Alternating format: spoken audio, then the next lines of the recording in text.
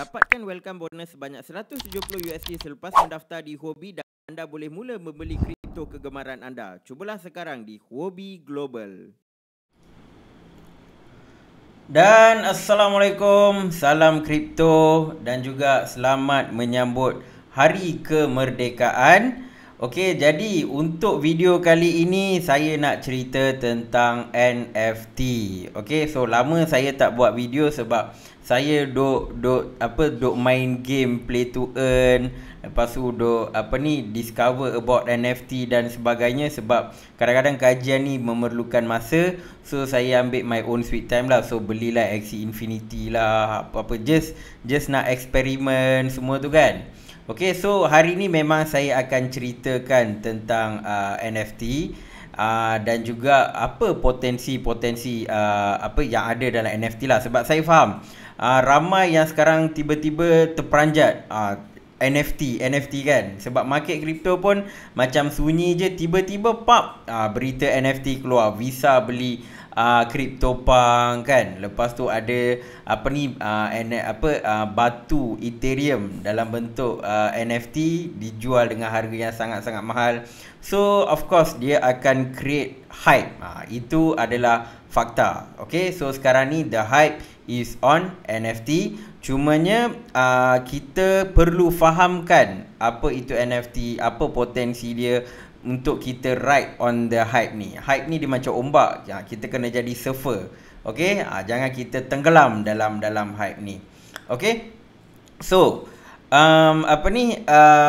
dalam video ni saya mungkin akan ceritakan sedikit ataupun bagi sedikit introduction on pentas.io juga. Okay, sebab ramai yang kadang-kadang yang kenal saya pernah tengok video saya kan. Kalau projek-projek kripto dari Malaysia usually saya takkan cakap, ataupun ada yang unsur scam, saya memang akan cakap terang-terang lah kan, benda ni scam lah dan sebagainya. Tapi for this one, for the first time, projek kripto tempatan yang memang saya support lah. Kalau tengok Twitter saya, memang tuan-tuan perempuan akan faham yang memang saya support is pentas.io. Sebab apa? Sebab nya simple. Kalau kita tengok dekat kita ambil lah contoh Asia kan. In terms of crypto exchange, okay, crypto exchange kita ada Luno apa semua tu kan. Tapi kalau kita tengok Indonesia dia ada Tokopedia. Dia punya exchange dia lagi power. Indonesia and then even Singapore juga kan. And then kalau kita tengok dekat Filipin dah ambil market play to earn. Axie Infinity, play to earn apa semua diorang dah conquer. Diorang memang dah tunjukkan dekat dunia kripto yang diorang dah conquer that particular market. Okay, so Malaysia apa yang kita boleh conquer? So one of the aspek yang mungkin ni pandangan saya yang kita boleh conquer adalah NFT. When comes to benda-benda macam animation, kartun macam tu lah. Sebab apa? Sebab bila saya compare dengan animation yang ada sekarang kan, kita ada OpenIPin, kita ada Agent Ali, kita ada seorang lagi tu Boboiboy tu kan. So semua ni adalah karya daripada orang Malaysia, tetapi dia memang recognize international level. Okay, dan juga kita pun ada satu artis NFT yang buat nama dia Kartun. Dia buat NFT lah dalam bentuk monyet. Monyet, dan dia jual dalam 1 juta lebih orang Malaysia. So memang nampak potensi tu ada. And Kartun ni is one of the person yang manage to open the gateway, nak bagi nampak peluang dan sebagainya. Sebab saya bila tengok karya Kartun ni, saya teringat satu je. Saya dapat relate dengan Gorillaz. Gorillaz ni dia band dulu-dulu lah, zaman ada Linkin Park semua tu kan. Lagu Feel Good Inc semua tu Gorillaz. So saya tengok kartun dia, saya teringat Gorillaz. So maybe that is the thing. Ini pandangan saya lah, saya boleh relate macam tu. Tapi yang whale yang beli mahal-mahal dia punya karya dekat Super Farm ni, mungkin pandangan mereka berbeza. Okay, so that is why saya nampak pentas.io ni dia tawarkan platform untuk orang Malaysia, so that lagi banyak karya orang-orang Malaysia ni akan dihargai, ataupun buyer dari luar negara semua dapat tengok lah. Okay, so first thing first, kita pergi kepada market cryptocurrency kita. Okey. Alamak. Dia tengah refresh pula. Okey. Nampaknya saya perlu skip bahagian ni. Okey. Tapi kita terus pergi kepada carta Bitcoin lah. Alright. Oh, dia tengah okey, dia tengah upload. Okey. So market hari ini Cardano, Allahu Akbar. Cardano kalau pergi $3. Sebab yalah, sebab kita punya psikologi level kan, kita nak tengok Cardano pergi dekat $3. Tapi saya rasa insyaAllah dia boleh pergi ke $3. Sikit lagi, okey. Bitcoin Ethereum perform lagi bagus daripada Bitcoin. Okey. Dan yang paling mengejutkan adalah Solana. Polkadot ni saya antara projek kesayangan saya lah kan. Solana pun dah overtake. Okay. So bagi saya Solana dia buat benda yang memang sangat-sangat bagus lah. Sebab kalau kita tengok kebanyakan projek-projek kripto ni, kalau dia nak maju atau dia nak naik dia punya valuation dan sebagainya, dia bergantung kepada founder ataupun jurucakap. Contoh Cardano, ramai yang kritik dia, kutuk dia semua tu kan. Tapi dia still boleh naik. Sebab apa? Sebab founder dia berusaha bersungguh-sungguh untuk promote. Walaupun dia level CEO, tapi dia buat kerja marketing juga. Dia tak adalah aku CEO, aku buat kerja CEO, aku buat kerja development, marketing bagi dekat team marketing. Tak. Dia berjaya brandkan diri dia sendiri kan, Charles Hoskinson. Okay. Lagi apa lagi? Binance Coin, CZ pun selalu promote, selalu ke depan. Dan juga Solana dia guna ni lah, nama dia panjang, Sam Bankman. Okay. So Sam Bankman, SBF nak senang saya panggil SBF je. So SBF ni dia adalah consider ibarat macam juru cakap Solana. Walaupun Solana yang buatnya orang lain, founder dia orang lain, tapi yang jadi juru cakap ni adalah SBF lah. Dia kan dengan dia punya projek Serum semua tu kan. So dia memang kau promote Solana. So itu adalah benda yang bagus lah. Dan Solana pun nak dapat naik juga. Saya ingat lagi, saya pernah tengok interview dia SBF tahun lepas waktu buat SRM, Serum Token kan. Waktu tu saya beli Serum Token, harga dalam $1 ke apa. Sebab apa saya beli, sebab waktu dia launch terus Binance dah list dah. So memang nampak ada potential lah. Dan memang betul pun dia berpotensi. Okay. Dogecoin pun sama juga. Walaupun founder dia dah tak buat apa-apa development, tapi Elon Musk jadi juru cakap. So Dogecoin pun naik juga. So this tempat lah macam Polkadot bagus, tapi Gavin Wood dia tak aktif dekat Twitter semua kan. Dia tak buat marketing sangat. But who knows, tiba-tiba dia pun nak buat, boleh je. Sama juga Ethereum. Mula-mula sekarang Vitalik nampak slow sikit, tapi awal-awal dulu Vitalik memang sangat aktif promote dia punya projek. Okay. So this the thing yang kita kena tengok juga kadang-kadang. Kalau founder dia memang aktif, rajin kan, InsyaAllah dia punya harga pun akan naik juga. Alright, kita tengok Bitcoin. Okay, tuan-tuan puan-puan. So sekarang ni Bitcoin biasalah minggu ni dia agak slow sikit. Sejak Julai kan, Julai dia naik ni. Sejak Julai naik kan, semua happy. Sekali bila pergi dekat 50k dia tak boleh break 50k. Jadi setengah bear lah dok kata. Dia akan menjunam ke 20k. Itu biasa. FUD tu biasa. Okay. So adakah dia akan pergi 20k? So kalau kita tengok dekat rainbow chart lah, let's say kalau kita tengok historically kan, dia pernah pergi sini kan. Ini special case due to COVID. So dia break yang putih bawah ni lah kan. Kalaulah dia turun, katakanlah dia tak boleh break ni okay, katakan dia tak boleh break yang tengah putih ni, which is dalam 51k ni kan. Kalau dia turun ke bawah pun dia akan pergi dalam 23k lah. 23k. Okay. So inilah apa yang bear semua ni nak lah kan.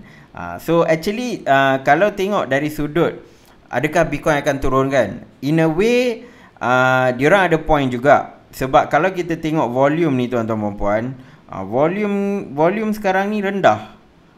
Volume agak rendah.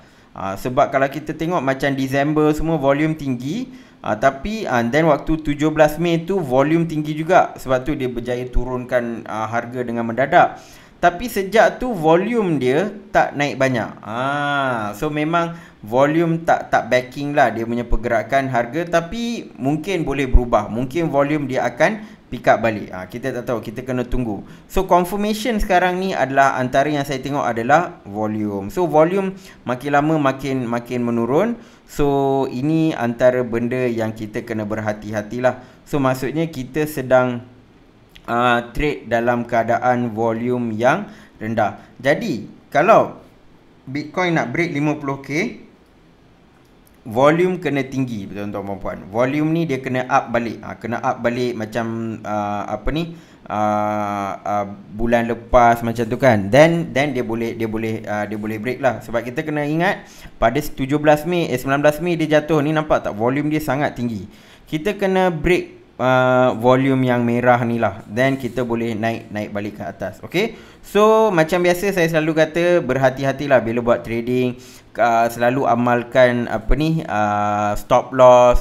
Kalau rasa nak take profit, boleh take profit. Okay, ini bukan saya create FUD, tapi ini apa yang chart ni tunjuk. Dan saya memang sentiasa bullish for Bitcoin. In the long run memang saya sentiasa bullish, tapi dari sudut trading dia ada waktu-waktu dia akan turun dan ada waktu-waktu dia akan naik. Okey, jadi sekarang ni kalau kita tengok dekat rainbow ni, logarithmic chart ni, ini adalah resistance 50k ni, and then kalau dia turun, next support lah kan. Support saya monitor adalah 41k.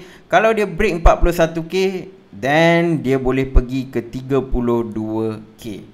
Okay, so ini based on the weekly chart lah. Okay, so let's say kita zoom in a bit. Kita zoom sikit. Kalau kita tengok dari daily chart ni, ni yang ramai duk kelang kabut sekarang ni. Sebab apa dia orang kelang kabut? Sebab kalau kita tengok last time harga jatuh kan, dia naik ni, dia buat trend ni. Nampak tak? Trend wedge ni adalah bearish. So dia tak dapat break, zap, dia turun kan. Dia buat 1, 2, 3, tak dapat break, dia pun turun. Kejap, saya tunjuk dekat ni. Okey, nampak so ni resistance ni, dia cuba break 1, 2, 3, keempat dia dah tak pergi dah, dia terus turun. Okey, so ini pattern yang menakutkan. Wedge ni adalah pattern yang menakutkan. So pattern yang sama berulang kembali. So itulah yang sekarang bear duduk orang-orang bearish ni duduk happy kan. Dia tengok ni nak jatuh lah ni kan. Sebab apa? Sebab mirip, dia ada similarity. Kalau tengok dekat sini kan, 1, 2, 3, pop, dia terus dah break benda ni. Sekarang dia tengah trade sideways. So ini memang peluang keemasan lah untuk orang create FUD. Okay, tapi siapa yang dah melalui tekanan emosi bila harga drop dari 60k ke 30k, kalau saya rasa kebanyakan tuan-tuan puan-puan memang dah strong lah, hati dah kental dah kan. So mungkin ada yang dah ambil risk management kan. So saya rasa kalaulah dia drop lagi pun mungkin ramai yang tak sepanik yang lepas lah. Mungkin ramai yang tak sepanik yang lepas. Okay, so even kalau saya tengok dari 1 hour chart ni pun, dia sebenarnya dia membentuk macam bullish punya pattern. So dia buat inverse head and shoulder. Tengok ni, 1, 2, 3, tapi sekejap je pop dia turun. Maksudnya selalunya kalau let's say ni bullish pattern, dia memang ikut betul-betul, dia boleh break ke atas, tapi benda tu tak berlaku. In fact dia turun lagi bawah. So ini antara kadang-kadang pattern pun kita tak boleh percaya bulat-bulat. So ini adalah fake out. Dia tunjuk seolah-olah dia nak break, nak pergi ke atas, sekali datang seller jual, pak turunkan harga kau. Okay, so inilah breakout tuan-tuan puan-puan. Okay, so sekarang ini apa yang kita boleh jangkakan adalah kita kena ini antara benda yang saya sedang anticipate lah. So memang sekarang ni kita nampak ini adalah yang 49k ni adalah resistance level, dan yang hijau ni sekitar 40k ni adalah support level. Okay, so nampak macam dia tengah trade sideways. Tapi tuan-tuan puan-puan kena tengok, adakah contoh dia naik, dia test balik and dia break kan. Kalau dia break, kita kena tengok dekat 50k ni, mampu tak dia break 50k. Kalau tak, kita kena berhati-hati. Sebab apa? Sebab kalau dia reject dekat sini, then berkemungkinan dia akan drop lagi. So benda tu yang kalau boleh kita tak nak berlaku lah. Yang paling seronok adalah kalau dia dia dapat masuk terus dalam ni. Itu paling best lah kalau berlaku. Maksudnya okay, so let's say dia dah ni kan, dia continue trade dekat atas ni, itu cantik. Maksudnya dia memang betul-betul dah break 50k ni. Memang betul-betul dia dah break. Itu yang kita nak lah. Kalau tak, dia mungkin akan pergi sampai 50k. Ni dia at least kalau dia pergi sampai 53k cantik. Kalau tak, dia pergi 50k and dia boleh jatuh balik. So sekarang ni adalah waktu yang memang saya sarankan untuk hati-hati kalau buat trading. Kalau jenis long term tak ada masalah lah kan. Memang dia nampak long term dan okey. Tapi untuk short term trader ni better hati-hati sebab volume pun sangat-sangat rendah buat masa sekarang. Okey, so itu untuk Bitcoin. Untuk Ethereum pula, okey, so Ethereum since dia punya upgrade ni memang dia memang perform lah. Ethereum memang perform. Banyak kenaikan yang dia buat juga. Sebab apa? Sebab Ethereum sekarang banyak NFT tengah grow, and kebanyakan NFT yang hot semua di dalam network Ethereum. Kan OpenSea, Rarible, semua ni memang di dalam network Ethereum. Dan of course sekarang meningkat naik, Solana, Cardano pun dah start dah kan, si NFT kan. Tapi Ethereum still the main one lah. Okay, so that's why dia lock banyak Ethereum dekat dia punya smart contract. So that is the reason kenapa Ethereum perform lagi bagus daripada Bitcoin. Tetapi sekarang ni kita nak tengok adakah Ethereum boleh pergi ke 4,000. Dia dekat tengah-tengah ni tuan-tuan puan. Either dia jatuh balik ke 2,700 ataupun dia pergi dekat 4,000. Tak baik stay lama-lama dekat sini. Dia stay kat mana ni? 3,400. Ini dia punya resistance level lah. Dia duduk kekal dekat sini. So hopefully dia Ethereum ni naik lagi lah kan. Tapi apa pun kita kena tunggu Bitcoin punya price action. Kalau Bitcoin start turun, then kita tak payah letak harapan yang tinggi untuk Ethereum. Most likely Ethereum pun akan ikut Bitcoin juga. Tetapi kalau Bitcoin stay lama sikit, stay lama lagi kan, ataupun Bitcoin naik, then Ethereum pun boleh naik juga. Okay, sebab sekarang ni memang hype NFT ni sangat-sangat power. So memang memberikan manfaat kepada Ethereum. So kalau kita tengok on the daily chart ni pun, alright, so Ethereum still kena masuk dekat kawasan ni lah, 4,000 something. Okay, tapi nampaknya performance Ethereum ni lebih lebih bagus lah. Sebab dia punya kenaikan pun lagi bagus daripada Bitcoin. Bitcoin pun dia pergi sideways lama sikit, tapi Ethereum tak, dia cuba nak break. So hopefully Ethereum dapat kekalkan dia punya momentum. Okay, so just short one lah untuk Ethereum. Okay, so sekarang kita nak bincangkan tentang NFT. Okay, antara benda yang saya selalu dapat, sebab saya lately banyak post dekat Twitter, dekat TikTok kan. Sebab lama senyap tiba-tiba cerita pasal NFT kan. So orang kata buang tabiat ke apa ke kan. Dah lah NFT ni semua JPEG lah, apa-apa ke benda beli JPEG mahal-mahal ni. Gila ke apa. Okay, so first thing first, saya nak tuan-tuan puan-puan faham kenapa orang beli NFT. The big why. Why ni yang penting. Orang nak faham kan. Sebelum nak cerita lebih-lebih pun, actually saya dah buat video yang lepas lah kan. Tuan-tuan pun boleh tengok sekitar bulan 2 waktu NFT hype juga waktu tu kan. NFT hype yang tu berlaku pun saya ada buat video itu more on pengenalan semua. Tapi kali ini memang saya bagi lebih kepada why, kenapa dan juga macam mana kita nak beli NFT dan juga sebagainya lah. Okay, so first thing first, beza bulan 2, bulan 3 dengan sekarang adalah waktu tu dia NFT ni naik due to gaming. Due to gaming, Decentraland, Virtual Land kan. Lepas tu banyaklah OMI tiba-tiba naik, collectibles pun mula nak naik. Waktu tu macam seolah-olah pengenalan. Waktu bull run dah start kan. So NFT mula kenalkan balik diri dia. NFT sebenarnya dia setiap tahun ada season dia.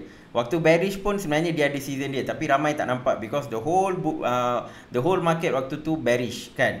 Kalau tak silap saya tahun lepas kita bulan 9 ke bulan 10 waktu Bitcoin down sikit, NFT tengah up. Tapi ramai yang tak tahulah kan. So waktu tu bearish. So bulan 2 tu dia bagi balik lah pengenalan. Dan waktu tu antara NFT yang top adalah CHZ dan juga Theta. Okay, walaupun yalah Theta macam 50-50, kejap entertainment, kejap NFT. Tapi saya tengok CoinGecko diorang panggil NFT kan. Tapi tak apalah, Theta, CHZ mula naik and dia pegang dekat bahagian large cap market. Diorang dah masuk large cap market.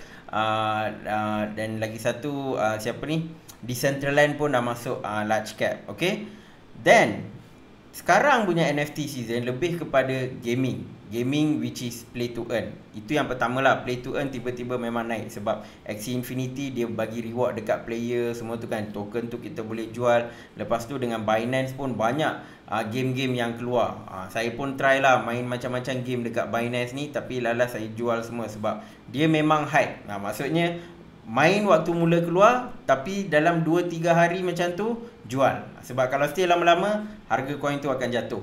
Okay, so itu yang saya nampak lah. And gaming dia pun sebenarnya tak adalah ni sangat, tak ada pun NFT apa pun. Dia akan tulis dekat marketplace coming soon. Tapi Axie lain, dia memang betul-betul kita boleh beli Axie tu dengan ETH. So benda tu ada value lah. Okay, so untuk Axie maybe saya kena buat video lain untuk cerita Axie Infinity. Okay, so itu satu, gaming khusus kepada play to earn. Itu yang melonjakkan NFT lah. Yang kedua adalah Visa. So big company tiba-tiba beli NFT dan boom. Sama juga bull run kali ni naik pun antara sebab yang startingnya adalah PayPal kan. PayPal adopt Bitcoin apa semua, dia mula start. Lepas tu Elon Musk lah apa semua kan. So sekarang ni NFT, artis macam Jay-Z lah beli CryptoPunk, Visa beli CryptoPunk. So NFT yang orang tengok benda-benda macam bodoh kan, macam tak logik apa semua, tiba-tiba Visa beli. So orang panik. Orang kata takkannya Visa ni tak pandai ni, tiba-tiba beli NFT JPEG je kot, asal pergi beli CryptoPunk apa semua kan. So orang confused. Tiba-tiba syarikat besar boleh buat big move macam ni kan. Okay, tapi sebenarnya memang kita nampak tak logik, tapi ada cerita di sebalik kenapa Visa beli dan juga kenapa few company sebenarnya ada buat diorang punya NFT movement. Sebab of course at the end of the day adalah untuk diorang punya profit. Tapi macam mana dia nak dapat profit tu, saya akan ceritakan. Okay, so first thing first adalah the why part. Kita nak tackle the why part ni adalah kenapa orang beli NFT. Okay, so untuk pengetahuan, ini NFT yang saya beli dekat pentas.io lah. Okay, so saya tengok memang dia punya artis ni nampak menarik lah. Dia punya collection, dia jual Cyclops. So saya beli dan saya letak lah dekat sini kan. Okay, so so macam saya cerita tadi, Visa dia belilah CryptoPunk 150k. Okay, so memang ramai yang macam tiba-tiba panik sebab market, yalah, lepas infrastructure bill, market nampak macam sunyi je kan. Tiba-tiba Visa beli CryptoPunk, semua panik. Semua duk cerita NFT kan. So that's thing. Yang kedua adalah kita kena faham NFT ni dia memberikan satu aura kita panggil authenticity ataupun keaslian sesuatu objek lah. Okay, sebenarnya mana-mana objek lah before NFT lah, dulu-dulu orang suka collect macam-macam lah, collect pedang lah, collect mungkin ada yang collect stamp, collect coin kan. So diorang nampak aura keaslian dekat satu objek tu. So keaslian ni kita panggil nilai sejarah. So dia nampak, oh benda ni sebenarnya pernah dimiliki oleh sekian-sekian orang. Benda ni sebenarnya pernah duduk dekat muzium sekian-sekian. So benda ni semua dia memberikan satu kepuasan kepada pemilik untuk terus buat collection. Bezanya adalah NFT ni dia runs on blockchain. Okay, jadi nilai sejarah ni kita boleh capture menggunakan blockchain. Kalau kita tengok barang yang secara fizikal, kita tak tahu nilai sejarah tu, melainkan ada orang pernah tulis ke, ada orang pernah cerita ke kan. Tapi untuk verify betul-betul memang tak ada cara lah kan. Sebab tu contoh potret Mona Lisa pun banyak potret-potret fake, dan potret-potret fake Mona Lisa pun boleh dijual dengan harga berjuta-juta. Tapi tak tahulah nanti dia sedar nanti macam mana kan, dia menangis ke apa, saya tak tahu. Okey, tapi apa yang saya nak cerita adalah kenapa orang beli NFT adalah dia nak kepuasan memiliki sesuatu aset yang ada nilai sejarah. Sebab apa ada nilai sejarah? Sebab dia boleh nampak benda tu transfer, pindah milik dari satu pihak kepada pihak yang lain. Dan who knows, tiba-tiba benda tu pernah dimiliki oleh artis kan, lepas tu dia dapat, so dia happy lah. So semua tu adalah benda yang sangat-sangat power. So this is the thing, keyword dia adalah nilai sejarah. Orang nak nilai sejarah, dan nilai sejarah ni lah yang memberikan value yang sangat tinggi kepada NFT. Okay, so ini tuan-tuan puan-puan kena jelas kenapa Jay-Z beli NFT, kenapa ada setengah artis beli NFT, setengah macam whale ni semua kan, berhabiskan banyak duit untuk beli NFT. Sebab apa? Sebab diorang nak jadi sebahagian daripada sejarah. Diorang nak jadi the first one to ada benda tu. Okay, so this is the thing. Sebab benda-benda yang contohlah objek-objek yang ada sekarang secara reality, secara fizikal ni, dia dah go through pelbagai nilai sejarah, dan kadang-kadang kita tak tahu benda ni pernah pergi dekat siapa kan. So benda-benda tu tak dapat nak di-verify, tapi dekat blockchain digitally benda tu kita boleh verify. So kalau kita tengok kegunaan NFT sekarang ni, number one adalah collectible, suka kumpul kan, virtual land lah, trading card lah kan. Dan yang kedua adalah DP Twitter. Ini untuk flex. Untuk flex kata, oi aku ada CryptoPunk kan. Contoh Jay-Z kan, dia beli CryptoPunk, dia letak dekat dia punya DP Twitter lah. Okay, so dia buat macam tu. So nampaklah, oi aku ada CryptoPunk, benda kan tengah hype kan, dan aku spend berjuta ringgit ke tak tahu beratus ribu ringgit untuk beli CryptoPunk. So Jay-Z dia beli CryptoPunk macam CryptoPunk tu muka dia lah kan, so dia beli. So ada yang tanya, apasal tak cerdik, kenapa tak copy paste je, JPEG je kot, copy paste letaklah dekat Twitter. This is the part which is very interesting about NFT. Okay, sekarang ni bila NFT punya value dah naik banyak, kalaulah ada orang pergi copy paste macam tu, dengan keadaan benda tu dia tak boleh nak verify dekat blockchain, orang akan lose respect dekat orang tu, ataupun kita panggil credibility orang tu akan hilang.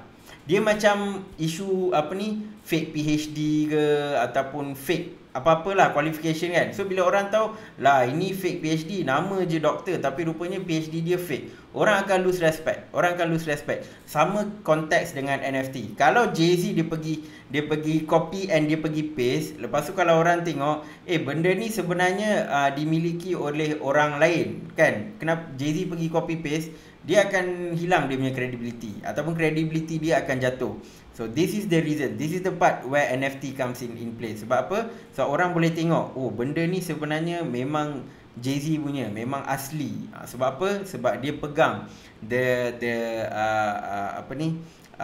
transaction tu kan, record tu dia punya Ethereum address ke kan, terpapar dekat sana. So this is the part lah. And yang ketiga adalah gaming, macam Axie Infinity, Decentraland. Sebab apa? NFT ni kita boleh guna untuk battle. And then macam Axie Infinity kan, setiap Axie tu adalah setiap Axie tu adalah NFT. Dan bila kita guna untuk battle, kita akan dapat crypto. Crypto tu SLP lah kan, SLP tu kita boleh jual. So NFT punya use case ni semakin lama semakin berkembang. Mula-mula kalau ambil 4 tahun lepas, zaman CryptoKitties, orang nampak as a collectibles je. Beli, collect, simpan kan. Tapi sekarang dah, yalah, orang guna untuk letak kat DP Twitter, nak flex kan. Ada yang sekarang dah guna untuk gaming. Dan kegunaan dia akan sentiasa evolve. Kegunaan akan sentiasa evolve. Okay? Sebab apa? Sebab valuation dah dinaikkan begitu tinggi. Sangat-sangat tinggi. Kalau dia jatuh, yes, mungkin drop. Mungkin akan drop jugalah. Tetapi dia jadi terlampau tinggi sampai nak drop pun jadi agak susah. Drop dengan drop dengan mendadak lah kan. Kalau drop sikit-sikit tu, itu biasalah kan. Kalau hype tu dah hilang, then dia akan drop. Tetapi usability dia akan sentiasa ada, especially for gaming lah. Sebab memang nampak boleh guna benda tu untuk kita main game. Next, ni contoh Mona Lisa saya nak cerita ni. So Mona Lisa ni, dia portrait ni dah lama dah kan. Leonardo da Vinci, DiCaprio lain. Leonardo da Vinci, dia lukis portrait ni. Okay, dia kata okay, this is the original. Tapi tuan-tuan puan-puan, kita tak tahu Mona Lisa ni dah berpindah milik ni, berapa banyak tangan yang dah pegang atau berapa banyak orang pernah memiliki dia. Benda tu tak ada rekod, tak ada rekod.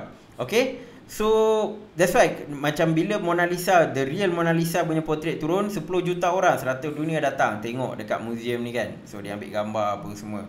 Ada yang buat meme, gambar Mona Lisa dia letak gambar Ethereum batu tu, batu digital kan.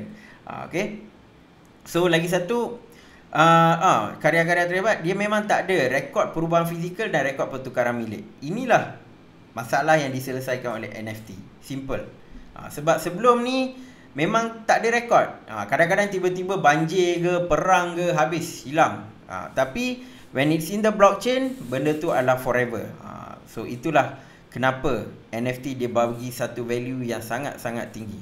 Okay, so kalau kita kata Bitcoin dia bawa power of decentralization kan, NFT dia bawa power of history. History has power. Itulah yang kita tengah tengok sekarang ni. Okay, so now this is the part yang kita kena faham lah, blockchain untuk melihat potensi in NFT. Kalau orang tu tak faham blockchain, dia nampak NFT ni macam tak masuk akal. Tapi kalau dia faham blockchain, dia faham how the distributed ledger works.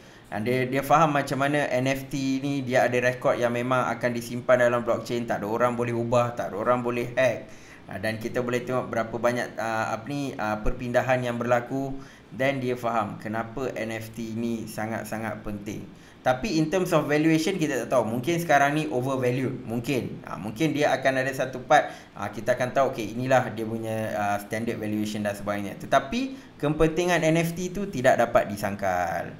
So inilah hipotesis dia. Semakin tinggi nilai sejarah sesuatu NFT, semakin mahal NFT itu. Sebab tu ramai orang yang masuk awal. Dia nak masuk awal sebab diorang nak jadi part of the history. Tak ada siapa tahu 4 tahun lepas bila CryptoPunk dibuat kan, diorang mungkin tengok tak apalah, beli saja-saja. Tak ada siapa tahu CryptoPunk tiba-tiba jadi sangat-sangat hype sampai Visa card, sampai Visa beli dan sebagainya. Tak ada siapa tahu, tapi mereka dah jadi sebahagian daripada sejarah.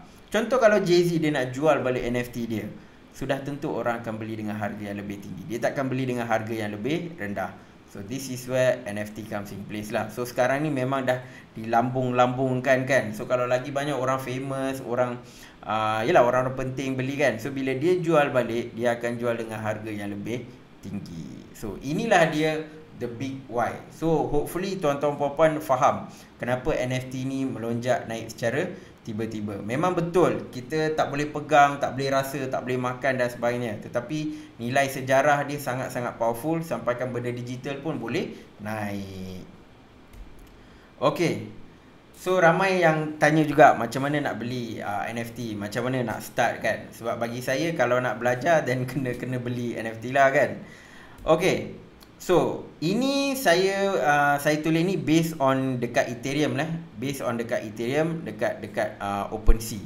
Okay, sebab apa? Sebab banyak NFT yang dijual dekat OpenSea, Ethereum punya network.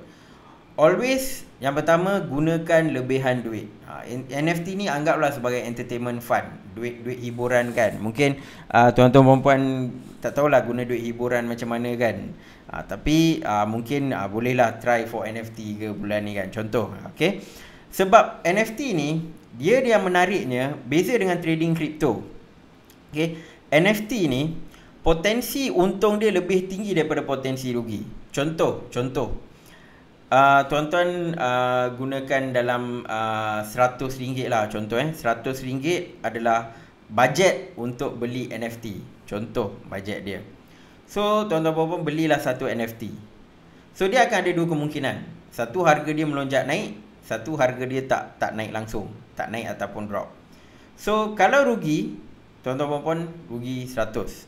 Kalau naik, contohlah tiba-tiba kan ada artis beli ke ataupun something project tu founder NFT tu kan yang buat NFT ni dia buat community engagement macam-macam kan. Harga dia naik 1000. So tuan-tuan puan-puan dah untung yang banyak. So that's why saya kata potensi untung tu lebih tinggi. Provided tuan-tuan gunakan lebihan duit sahaja.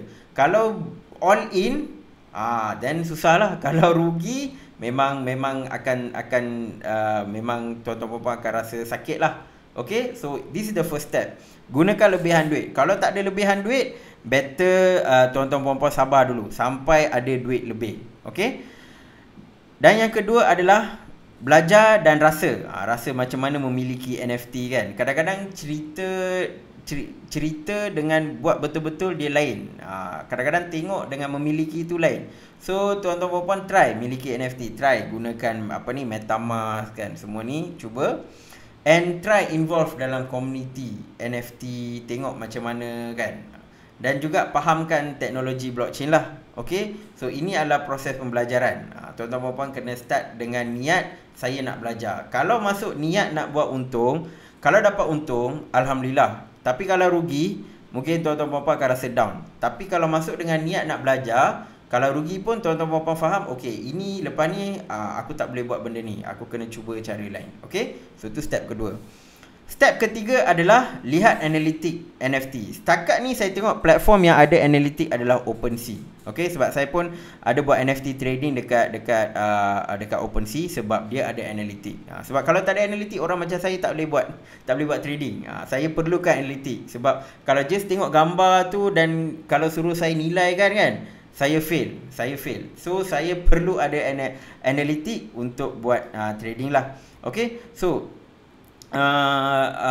dekat OpenSea, tuan-tuan puan-puan kena tengok volume, floor price dengan price history. Okay, saya tunjuk okay, so let's say kita buka ini. Okay, OpenSea, tuan-tuan puan-puan pergi dekat stat, tekan ranking. Dia akan tunjuk, ni tuan-tuan puan-puan boleh adjust lah. Nak adjust lah 7 days, 24 hours, ikut. Kategori, bolehlah, pilihlah kategori apa. Chainic, Ethereum dengan Polygon, Clayton. Okay. So, sekarang ni tuan-tuan puan-puan boleh tengok CryptoPunk nombor 1 lah. CryptoPunk nombor 1. Tapi tuan-tuan puan-puan kena tengok juga dari sudut percentage ni, volume dia. Kalau ni volume ni negatif, so mungkin sekarang ni bukan waktu yang sangat bagus untuk beli CryptoPunk. Okay, sebab dia down 59% dia punya ni lah kan. Tapi ada yang naik kan. So ni tuan-tuan puan-puan kena nilai sendirilah. Okay, itu adalah on the volume. Next, tuan-tuan puan-puan kena adjust floor price ni. Kalau CryptoPunk ni semua mahal, floor price ni adalah harga lantai. Consider harga terendah lah kan. So adjust. So ikutlah budget. Kalau nak start dengan 0.00, tengok few NFT project ni semua kan. Ni tuan-tuan puan-puan boleh try tengok sendiri. Ikut budget masing-masing lah. Okay, so ini yang murah lah. Kalau termahal, boleh tahan dia punya harga ni. Termahal siapa ni? Autoglyph 449 Ethereum.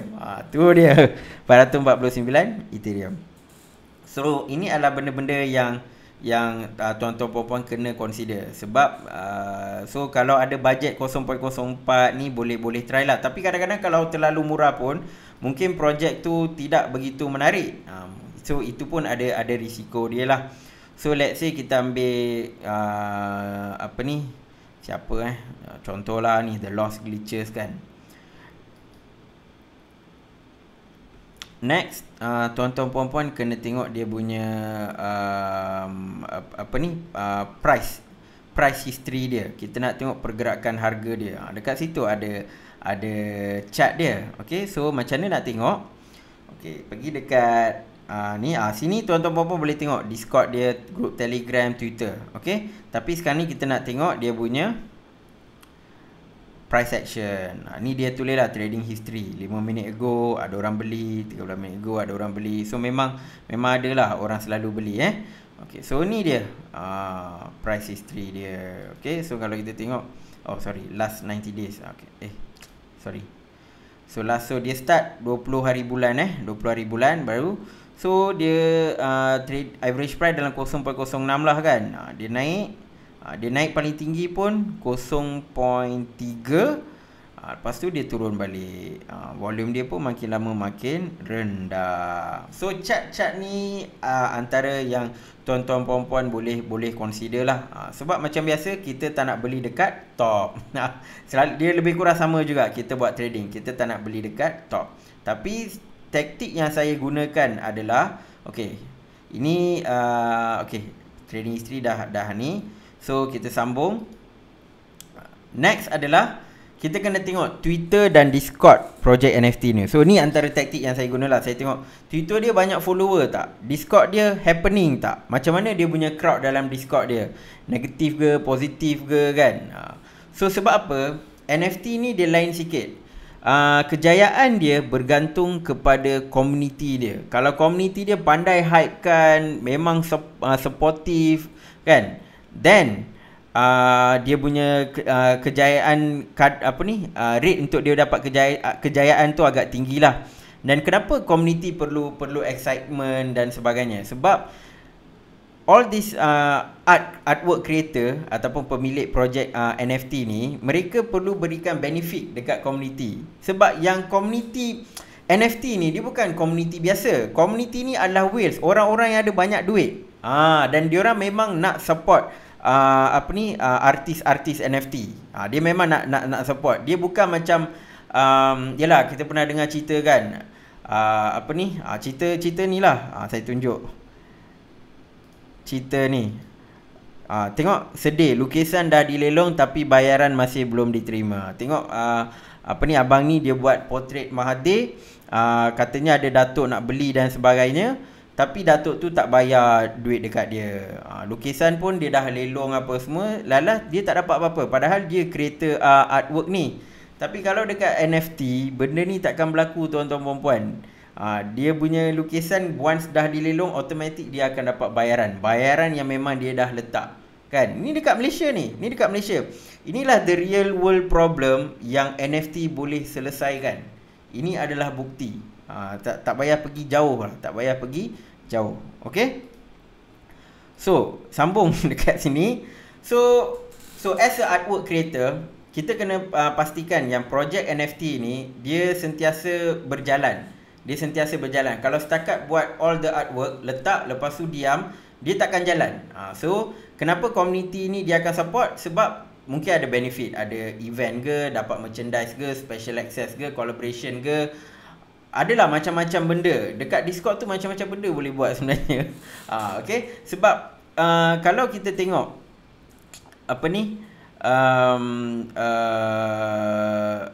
Twitter kan. Twitter ni dia berjaya move market cryptocurrency. Dan Reddit lagi power. Dia boleh move stock pun, dia boleh move juga. Pasaran saham pun dia boleh move juga. So this community, so memang sangat-sangat powerful.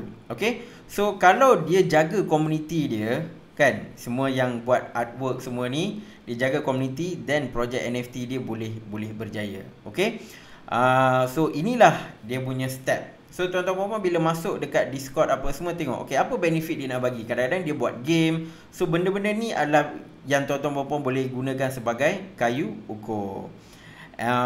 So ini adalah step dia. Macam mana nak baru, kalau nak beli NFT, this is the step yang tuan-tuan puan boleh ikut lah. Tapi ini hanya di OpenSea. Okay, pentas tu cerita lain. Pentas.io cerita lain. Sebab apa? Sebab pentas still dia platform baru, and there are a lot of things that coming in the pipeline. So bahagian analitik, kalau pentas.io dah ada, then lagi sedap lah kan. Okay, so pentas tu nanti saya cerita lepas ni lah. Alright, so ini antara 5 benda yang tuan-tuan puan-puan kena tengok. Okay, so macam saya kalau tengok Twitter tak banyak follower, Discord orang duk gaduh-gaduh, memang tak belilah. Memang tak beli. Okay, okay. So, now kita ada supply, kita ada demand.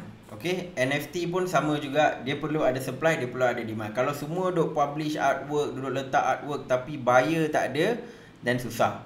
So, buyer ni yang ada banyak duit, of course lah, yang whales ni semua banyak duit. Tapi yang kedua adalah syarikat-syarikat. So, kita kena faham apa angle syarikat bila dia nampak NFT, so that kita tahu okay, ini demand, and kita boleh tune kita punya demand. Contoh kalau tuan-tuan puan-puan berminat nak jual artwork ataupun nak jadi content NFT content creator, tuan-tuan puan-puan kena tengok dari angle syarikat juga, sebab baru nanti tuan-tuan puan-puan punya projek ni dia boleh sustainable. Sebab kita tak nak letak artwork saja tiba-tiba tak ada continuation dan sebagainya, mungkin projek NFT tu akan mati. So this is the part yang kita tak nak. Sebab saya faham ramai yang duk kata okay, nak start NFT, nak jual ni, nak jual tu kan. Tapi benda ni kena fahamkan juga, kena faham supply dan demand. Kita tak nak macam kita just publish artwork tapi dia tak menepati demand. Okay, so untuk ni bahagian syarikat ni, okay, so kita kena faham syarikat ni for the past 10 years dan ke atas lah kan, sejak 10 tahun ke atas dia mula guna strategi online. So strategi online dia buat ni adalah untuk branding dia punya company kan. Macam AirAsia dia ada dia punya online strategi, macam-macam lah. Even Maiden pun dia ada dia punya online strategi, dia guna TikTok dan sebagainya kan. So dia orang guna social media, digital marketing, dia orang guna influencer semua tu. Tapi bila ramai yang buat strategi tu, cost dan juga competition semakin meningkat untuk syarikat-syarikat ni. Okay, dan brand pun dia susah nak dapat engagement daripada dia punya customer, dia punya audience kan. So jadi apa yang berlaku sekarang ni, content creator ni kan, kadang-kadang YouTuber ataupun kadang-kadang orang yang ada Facebook group, Reddit group, Telegram group dan sebagainya kan, mereka pandai mengubah audience kepada community. Okay, sebab tu community is a very strong element lah. So diorang bagi platform dan juga peluang untuk community ni interact dan sebagainya. So dia dapat berjaya createkan satu relationship. So contoh ni macam tadi saya kata, community Reddit mampu gerakkan pasaran saham dan kripto. Jadi kuasa community ni kita tak boleh nak nafikan. Itu adalah fakta. Bila diorang boleh move pasaran saham, pasaran kripto kan. Sama juga NFT pun dah mula berkembang, dah boleh ada community sendiri. So syarikat-syarikat nampak benda ni sebab apa? Community dah pandai gunakan NFT. Sebab tu saya kata penting tengok dekat Discord, dekat Twitter. Sebab kripto ni sebenarnya banyak dekat Discord dia punya ni. Actually for the past 4 years diorang pandai gunakan Discord. So slowly NFT dia tak gunakan Reddit lah kan, tapi dia gunakan Discord. Kekuatan NFT ni adalah dekat Discord dan juga dekat Twitter. So brand dia nampak benda ni, and of course dia nak gunakan kuasa community ni untuk marketing lah. Either dia buat partnership dengan projek NFT tu ataupun dia buat community dia sendiri. Terserahlah kepada syarikat tu. Okay, so ni yang angle yang tuan-tuan puan kena faham. So ini antara contoh-contoh apa yang syarikat akan buat dan sedang buat. Contoh yang pertama, licensing. Okay, Arizona Iced Tea ni dia macam syarikat minuman. Dia partner dengan NFT monyet tu apa Bot Yacht Ape ke apa, saya pun tak ingat. Yang monyet tu lah, NFT monyet. Bot Ape Yacht, something like that. Okay, so dia partner licensing. dapat licensing untuk dia letak ape tu, beruk-beruk tu dekat dia punya minuman lah kan. Gambar beruk tu dia boleh letak dekat ni. So dia buat licensing. Okay. Next adalah beli NFT secara direct. Macam Visa, dia terus beli NFT CryptoPunk. Okay, sebab CryptoPunk tu adalah antara yang pertama. So Visa dia terus beli CryptoPunk. Dan yang ketiga adalah kita projek NFT tu dia boleh tokenize. So siapa yang ada token tu dia boleh dapatkan barang ke, servis ke, akses ke. Ni macam Arsenal token lah.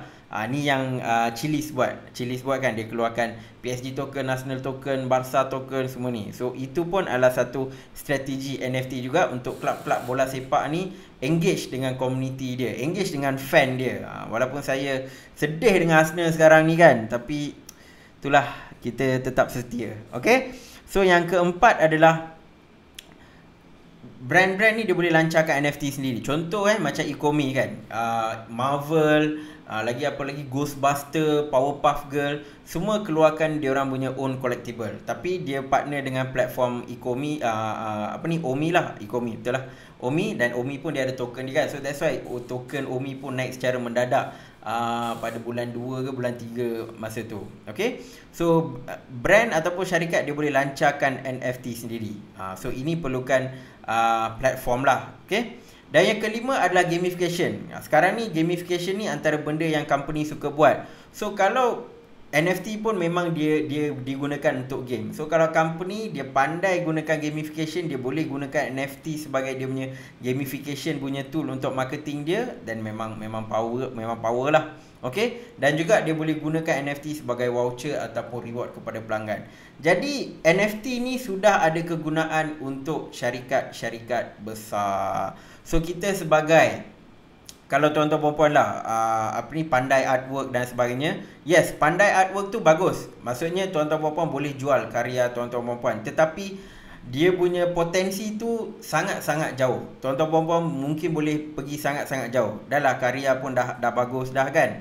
And then kalau pandai buat benda-benda yang boleh menarik demand, dan projek tuan-tuan perempuan akan bergerak jauh lah. Okay, so inilah angle sebenarnya saya nak bagi tahu dari sudut demand dan juga dari sudut supply. Supply ni adalah content creator lah, NFT content creator. Okay, so itulah sedikit sebanyak perkongsian tentang why NFT dan kalau nak start ni macam mana nak start dan sebagainya. Okay, so next kita tengok dekat platform platform pentas ni. Masa pun dah nak habis dah. Okay, so ini antara one of the creator lah kan. So kalau tuan-tuan perempuan nampak, dia semua letak gambar Cyclops. So antara benda yang bagusnya, kalau tuan-tuan adalah content creator, stick to one team. Macam dia buat Cyclops je, and semua Cyclops dia terjual. Semua ni sebenarnya terjual. Ni yang 0.5 ni adalah orang yang nak jual balik lah, dia nak flip kan. Tapi yang creator ni dia dah jual dah dia punya NFT ni dengan dalam masa yang singkat. Kalau tengok dekat Twitter dia, okay, mana so dia kata live 29 hari bulan. Okay, so dia kata I'm not finish yet adding everything in the marketplace. Ada buyer dah.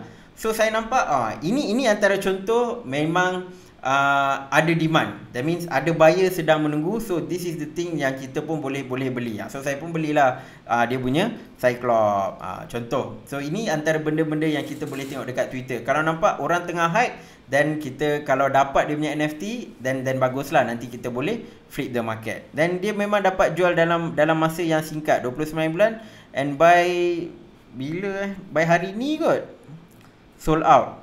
Rasanya hari ni lah, 30 Ogos. Semalam, dalam masa satu hari dia dah jual ke semua 10 Cyclops dia. Okay, so ini antara contoh macam mana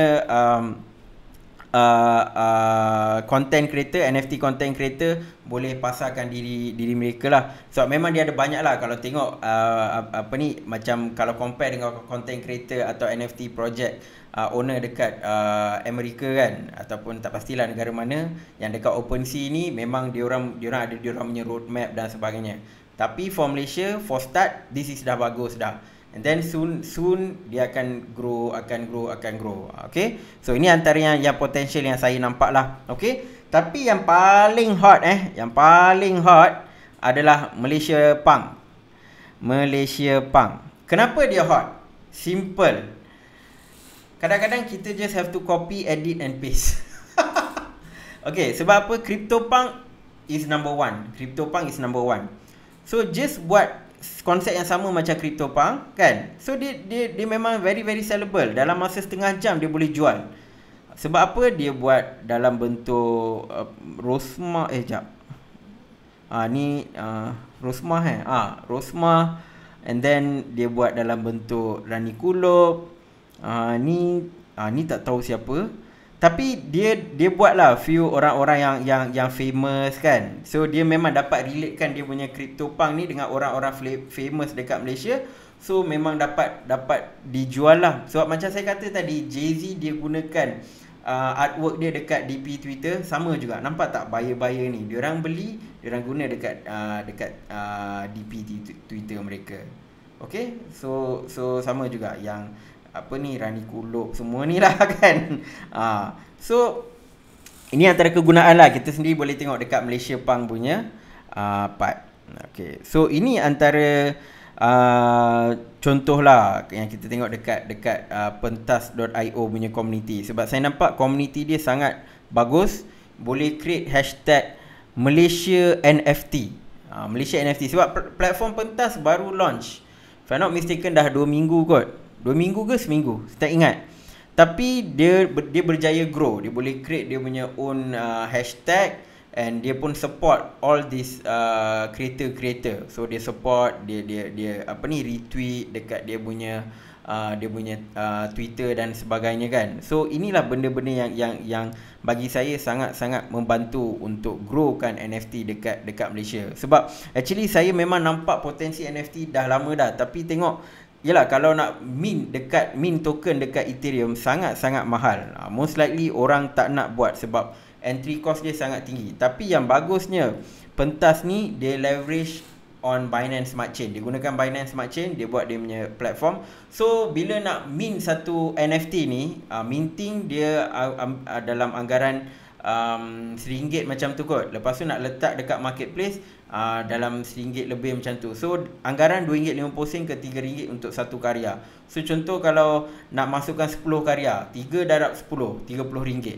Then tapi kalau orang beli, kita tak tahu, mungkin ada orang boleh beli untuk RM5,000 dan sebagainya kan. Ada dekat sini. Ada few artwork creator dah terjual beribu-ribu dah. Tapi artwork diorang memang padu lah kan. Memang padu, and memang orang appreciate lah. Okay. Tapi for NFT ni dia ada banyak angle.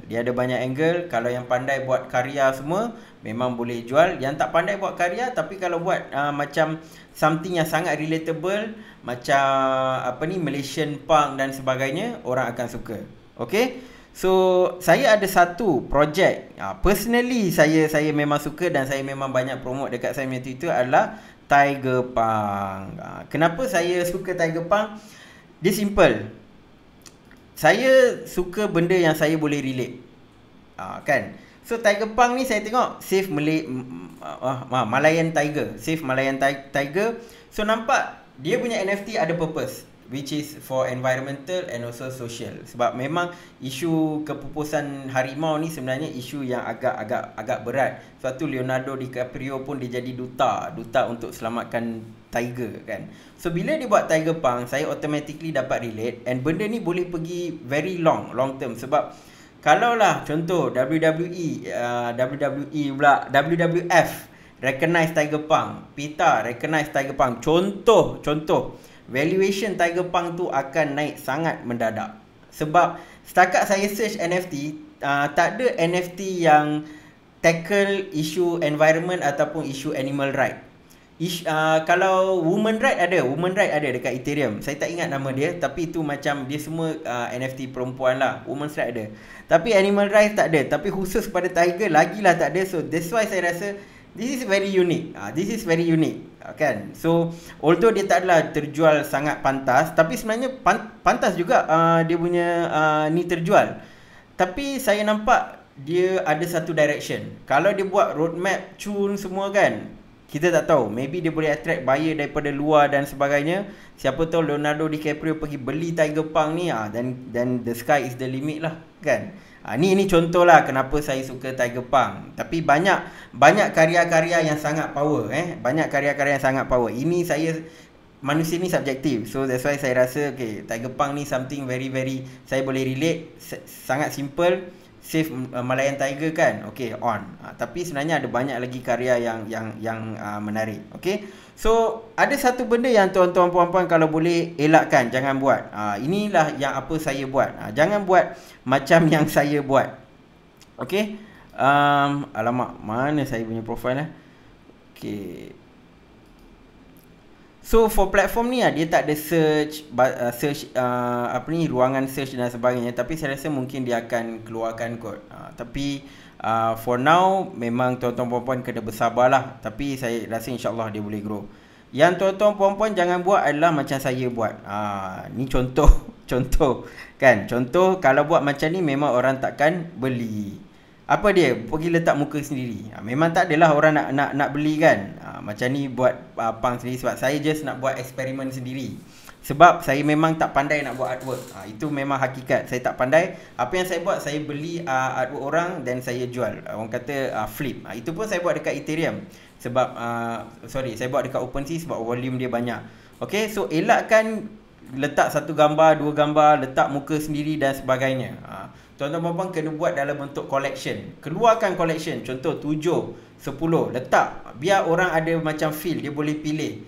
Kalau letak dua macam ni, lepas tu letak muka sendiri, memang orang takkan beli. So ni contoh yang mana tuan-tuan puan-puan elakkan.